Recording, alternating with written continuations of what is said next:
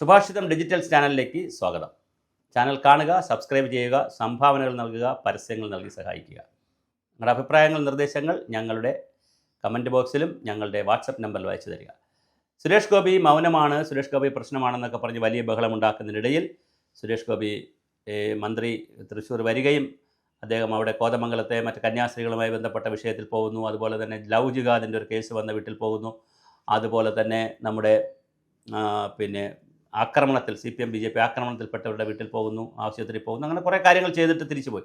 അപ്പോൾ പത്രക്കാർ ചോദിച്ചപ്പോൾ അദ്ദേഹം മൗനമായിട്ട് തിരിച്ചു പോയി. അതിനുശേഷം ഇന്നലെ അദ്ദേഹം അവിടെ വരികയും ചിങ്ങ1 വരികയും ഗുരുവായൂർ പോവുകയും ശക്തൻ തമ്പുരാൻ്റെ ഹാരാർപ്പണം നടത്തുകയൊക്കെ ചെയ്തിട്ട് വീണ്ടും പത്രക്കാരെ കാണുകയൊക്കെ ചെയ്തു. ഇലക്ഷൻ കമ്മീഷൻ പറയട്ടെ, ഇന്നലെ ഒന്ന് ബ്രേക്ക് ചെയ്തു, അദ്ദേഹം മൗനം ഒന്ന് ബ്രേക്ക് ചെയ്തു. ഇലക്ഷൻ കമ്മീഷൻ മറുപടി പറയട്ടെ എന്ന് പറഞ്ഞു. പക്ഷേ ഇന്നിപ്പോൾ മറ്റൊരു വാർത്ത പറയാനാണ് ഞാൻ ഈ വീഡിയോ ചെയ്യുന്നത്. സുരേഷ് ഗോപിയുടെ ഫേസ്ബുക്ക് പോസ്റ്റിൽ ഇന്ന് വളരെ മനോഹരമായ ഒരു പടരും വികസനം എന്ന് പറഞ്ഞ് ഒരു 4-5 പേജുള്ള പോസ്റ്ററുകൾ ഇട്ടിട്ടുണ്ട്. അത് ഓരോ പഞ്ചായത്തിലും അദ്ദേഹം ചെയ്തിട്ടുള്ള വികസന പ്രവർത്തനങ്ങളുടെ സംബന്ധിച്ചാണ്. 2024-25 വർഷങ്ങളിൽ അദ്ദേഹം ചെയ്തതും ചെയ്യാൻ പോകുന്നതുമായിട്ട് ഓരോ പഞ്ചായത്തിലും ആവണിശ്ശേരി, ചേർപ്പ്, ഇളവള്ളി തുടങ്ങി അദ്ദേഹത്തിൻ്റെ പാർലമെൻറ്റ് മണ്ഡലത്തിലെ വിവിധ പഞ്ചായത്തുകളിൽ ചെയ്തിട്ടുള്ള പദ്ധതികൾ കോടിക്കണക്കിന് രൂപയുടെ, എല്ലാം ലക്ഷത്തിലാണ് പറഞ്ഞിരിക്കുന്നത്.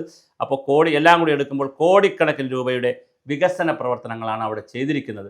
അപ്പോൾ സുരേഷ് ഗോപിയെ പോലുള്ള ഒരാളിനെ ഇങ്ങനെ വിവാദത്തിൽപ്പെടുത്തി നായകനാക്കി മൗനം അങ്ങനെ ഇങ്ങനെ എന്നൊക്കെ പറഞ്ഞ് കൊല വിളിക്കുന്നതിന് പകരം അദ്ദേഹം ചെയ്ത വികസന പ്രവർത്തനങ്ങളെ ചാനലുകളും മാധ്യമങ്ങളും ഓൺലൈൻ മീഡിയകളും പ്രചരിപ്പിക്കണം. വലിയ വികസന പ്രവർത്തനങ്ങളാണ്. സാധാരണ ഒരു MP ചെയ്യാൻ കഴിയുന്നതിൻ്റെ 10 മടങ്ങ് വികസന പ്രവർത്തനങ്ങളാണ് ഓരോ പഞ്ചായത്തിലും. 15 ലക്ഷം, 30 ലക്ഷം, 5 ലക്ഷം, 23 ലക്ഷം, 40 ലക്ഷം, 50 ലക്ഷം, അതുപോലെ തന്നെ 42 ലക്ഷം തുടങ്ങി വലിയ തുകയാണ്. 46 ലക്ഷം എന്നൊക്കെ പറഞ്ഞ് വളരെ വലിയ തുകയാണ് ഓരോ പഞ്ചായത്തുകളിലും ഒരു MP ഭാഗമായി വികസന പ്രവർത്തനം നടത്തിയിരിക്കുന്നത്.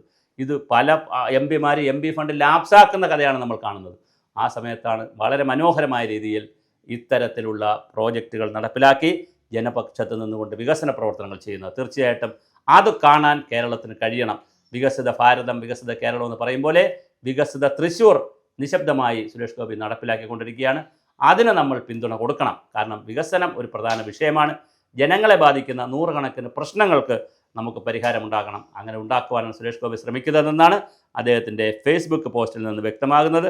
ഈ ഓരോ വർഷത്തിലും അദ്ദേഹത്തിൻ്റെ ഫേസ്ബുക്ക് പോസ്റ്റിൽ തന്നെ വികസനം ഇവിടെ ഒരു മുദ്രാവാക്യമല്ല, വികസനം ജനങ്ങൾക്കുള്ള പ്രതിജ്ഞയാണ്.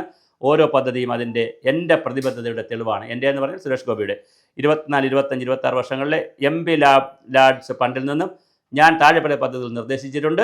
അവയിൽ അംഗീകാരത്തിന് സമർപ്പിച്ചതും എസ്റ്റിമേറ്റ് തയ്യാറാക്കൽ പ്രക്രിയയിലെത്തിയതും ഭരണാനുമതി നേടിയതും ടെൻഡർ ഘട്ടത്തിലെത്തിയവയുണ്ട്. ആരോഗ്യം, പ്രാഥമിക വിദ്യാഭ്യാസം, റോഡ് നവീകരണം, പൊതുവെളിച്ചം, വിനോദ സൗകര്യങ്ങൾ തുടങ്ങി ജനങ്ങളുടെ ജീവിത നിലവാരവും അടിസ്ഥാന സൗകര്യങ്ങൾ ഉയർത്തുന്ന മേഖലകളിലാണ് പ്രവർത്തനങ്ങൾ കേന്ദ്രീകരിച്ചിരിക്കുന്നത്. ഇത് സുരേഷ് ഗോപിയുടെ ഫേസ്ബുക്ക് പോസ്റ്റാണ്.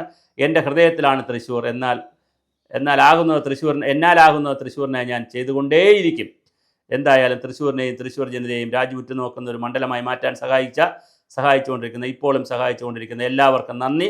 പടരും വികസനം. അപ്പോൾ തീർച്ചയായിട്ടും സുരേഷ് ഗോപിയുടെ ഈ കാഴ്ചപ്പാടിനനുസരിച്ച് അതിന് 2000 പേര് വരെ ഇതിനകം കമൻറ്റ് ചെയ്തിട്ടുണ്ട്.